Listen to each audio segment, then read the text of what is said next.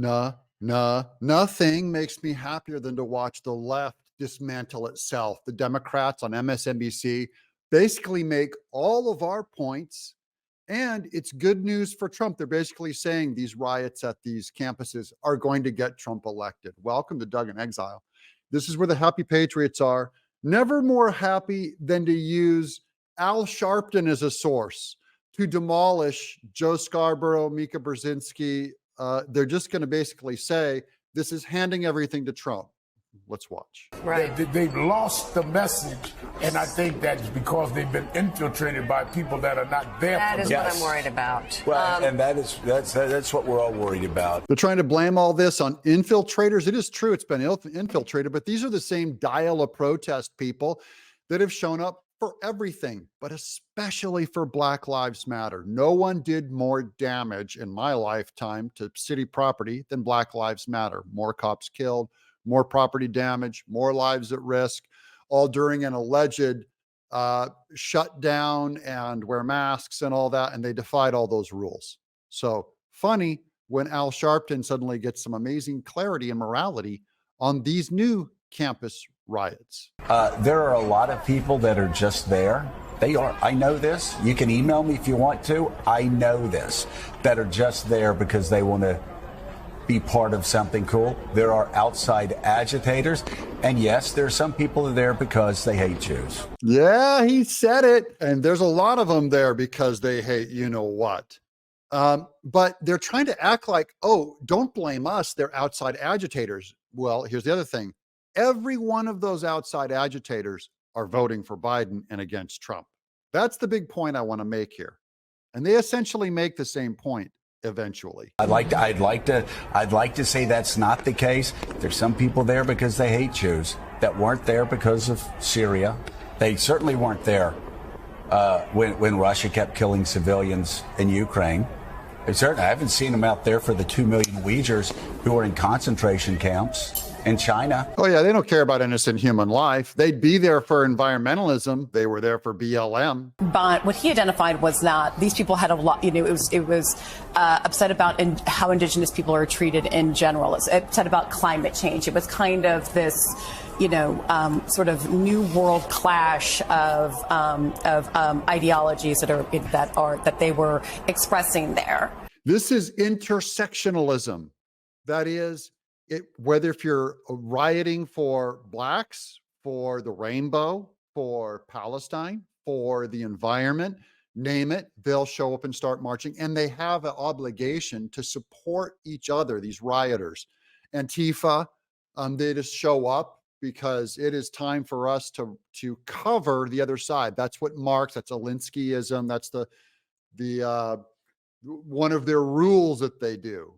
They'll come out for you, you come out for them to riot. Based on the student leader at Columbia, we don't have to ask if those were students in charge of taking over the building because the student leader at Columbia said they were outside agitators. So he's trying to hide behind, well, they're not students. So everybody rest assured this is going to be fine because it's outside agitators. So don't blame. No, it doesn't help because the outside agitators are voting the same way of the same political body as the students, same political body as Al Sharpton, Mika Brzezinski, and Morning Joe, Screaming Joe. I think we need to also bring up the violence, the vandalism. Right. When you go into the Columbia Hall where they had destroyed property, what is that about? What is the point of that? That's not. How's that going to help? How's that going to help the people of Gaza? Well, no, but you're supposed to be protesting, and in my opinion, rightfully so, violence being reckless on either side. Correct. And you're going to. Now they're making a moral equivalent statement of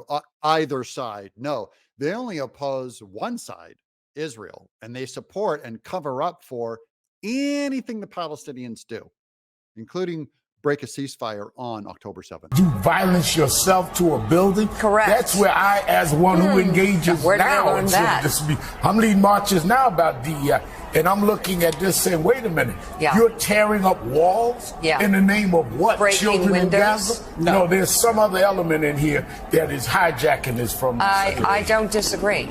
I didn't hear Al Sharpton complain about tearing up walls when during Black Lives Matter, they burned a Wendy's down.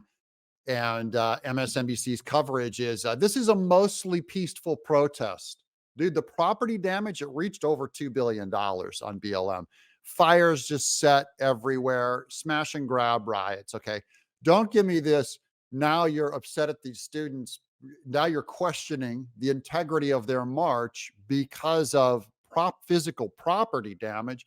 This physical property damage is nothing compared to 2020. But I can tell you the riots on college campuses, the riots at the Chicago Convention in '68, all of those things moved my family from being Democrats their entire life to being Republicans. Oh, yes. Now we're getting to the good stuff, because this is all part of the Trump campaign. It's benefiting him. Joe Scarborough said it.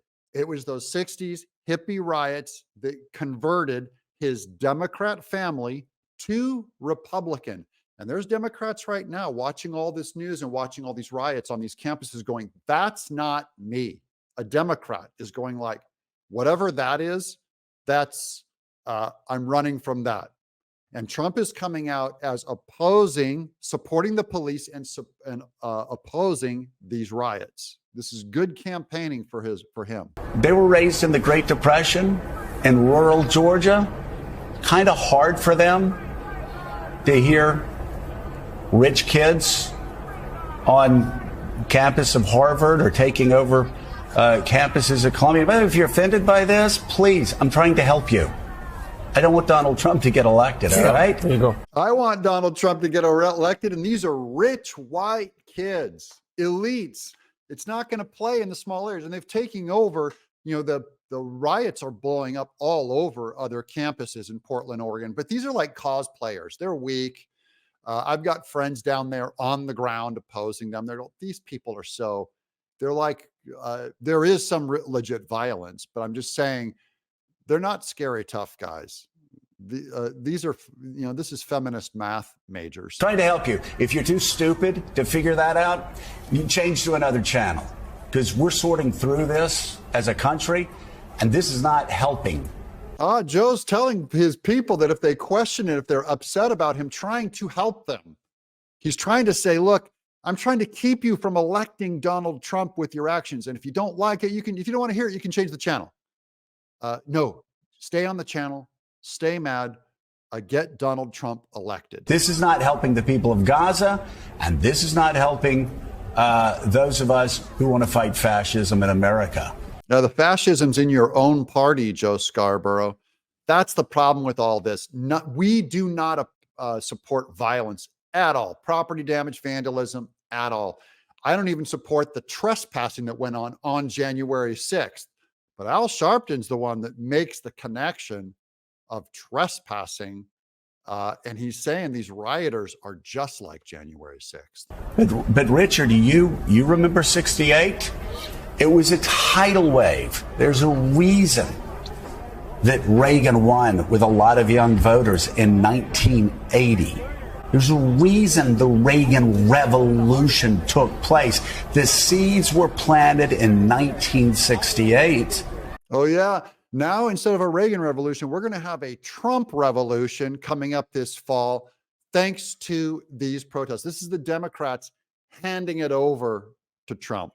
Here's Al Sharpton with the most important point, and Mika Brzezinski freaks out that he says, look, this is, you can't condemn J6, the riots of J6, if you approve these riots on these campuses. How do the Democrats, how do all of us on that side say January 6th was wrong if you can have the same pictures going on college campuses? Good Lord, don't make a parallel with January 6th. You lose the moral high ground. That has happened, though. Okay. That has happened. Yeah, Mika's going, don't you make that comparison. No, Al Sharpton just did.